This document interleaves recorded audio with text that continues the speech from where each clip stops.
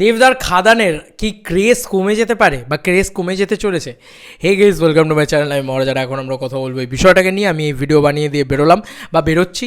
আমি এখন একটু বেরোচ্ছি, এবার কখন ফিরবো না ফিরবো কোনো তো ঠিক ঠিকানা নেই, যে কারণে তোমাদেরকে এই ভিডিওটা বানিয়ে দিয়ে গেলাম। প্রথমত বলি, দেবদার খাদান এই প্রজেক্টটার ক্রেজ কমে যাবে এ ধরনের কিছু মন্তব্য আমি সোশ্যাল মিডিয়া হ্যান্ডেলসে দেখতে পাচ্ছি, বা এখনকার যা পরিস্থিতি সেই কারণে দেখতে পাচ্ছি, বা অনেকে আবার বলছে যে আমার কমেন্ট সেকশনেও কিছু মানুষ বলছেন। তো তাদেরকে বলে রাখি, ওটা দেবদার খাদান। তাই এটা নিয়ে কোনো রকম চিন্তা কোনো রকমভাবে করো না। দেবদার খাদানের ক্রেজ কোনোভাবে কমবে না, এইটুকু আমি বলে দিলাম। যাই ঘটনা ঘটে যাক না কেন পৃথিবীতে, দেবদার খাদানের ক্রেজ কোনোভাবে কমবে না। কারণ মানুষ না এক্সাইটেড অ্যাবাউট খাদান, এটা মানতেই হবে। হ্যাঁ, কমতো। দেবদা খুব বুদ্ধিমত্তার সাথে ব্যাপারটাকে হ্যান্ডেল করেছে। দেবদা কী করেছে, দেবদা কিন্তু পুরো খাদান ছবির যে মানে টিজারটা, সেটা যদি নিয়ে চলে আসতো তাহলে হয়তো এখন লোকে মানে ইমিডিয়েটলি অতটা এক্সাইটেড হতো না। কিন্তু অবাক করা বিষয়, দেবদা কিন্তু সেটা করেননি। দেবদা কী করলেন, দেবদা কিন্তু খাদানের টিজারটাকে পোস্টপন্ড করেছেন, অনির্দিষ্টকালের জন্যই পোস্টপন্ড করেছেন। কারণ কোনো নতুন রিলিজ ডেট কিন্তু দেবদা এখন জানাননি।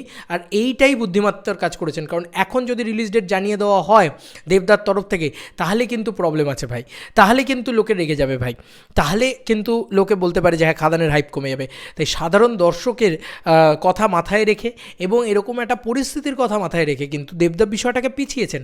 তাই পিছালে হাইপ কমে না, এইটুকু বোঝা যাচ্ছে। পুষ্পা 2 যখন আসবে, এতবার তো পিছিয়েছে, কোনো ইস্যু ছাড়াই তো পিছিয়েছে, তাদের নিজেদের ইচ্ছা অনুযায়ী পিছিয়েছে।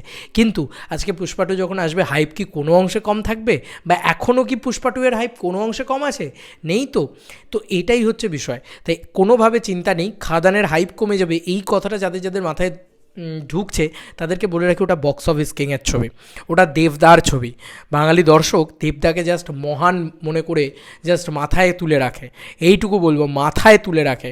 পরপর নটা ছবি হিট দিয়েছে, যার ভিতরে অল টাইম ব্লকবাস্টার 14 কোটি টাকার বক্স অফিস কালেকশন আছে। তাকে মানে জাস্ট এটা তুমি ভাবতেই পারছো না যে খাদান কত বড় ছবি হতে চলেছে। একবার টিজার যখন ড্রপ করে দেবে, হাইপটা যদি মনে হয় যে একটু থিতিয়ে গেছে, আবার এরমভাবে উঠে যাবে, ঠিক আছে? তা হাইপ কোনো অংশে কমছেও না, কোনো অংশে হচ্ছে না। হ্যাঁ, এখন আলোচনাটা হয়তো একটু কম থাকবে, বাট আমি চেষ্টা করবো আলোচনা করার, কারণ আমি অলওয়েজ বলেছি যে দেবদা মানে আমার মনে থাকবে, এটা তো সবসময় ছিল। এবং সেই কারণে খাদান যেহেতু আসছে, এবার কিন্তু খাদান নিয়ে আমাদের উঠে পড়ে লাগতে হবে। আমরা চেষ্টা করব খাদান নিয়ে যেন আলোচনা হয়, আমি চেষ্টা করব খাদান নিয়ে যেন আলোচনা হয়, যাতে এত আলোচনা হয় যাতে লোকের মাথা থেকে খাদান না উড়ে যায়। আর দেবদাও সেটা নিশ্চয়ই সুন্দরভাবে প্ল্যান করে রেখেছেন সেই সমস্ত বিষয়কে। তাই খাদান নিয়ে কোনো চিন্তা নেই, খাদানের হাইপ কমেনি, উল্টে বেড়ে গিয়েছে। কারণ এই যে বুদ্ধিমত্তার সাথে দেবদা খেলেছে, তাতে খাদানের হাইপ কমবে না, উল্টে বেড়ে যাবে।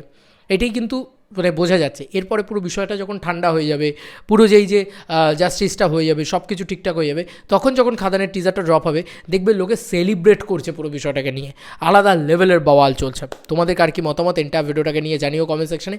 চলো বন্ধুরা, নতুন কোনো ভিডিওতে দেখা হবে, বাই বাই।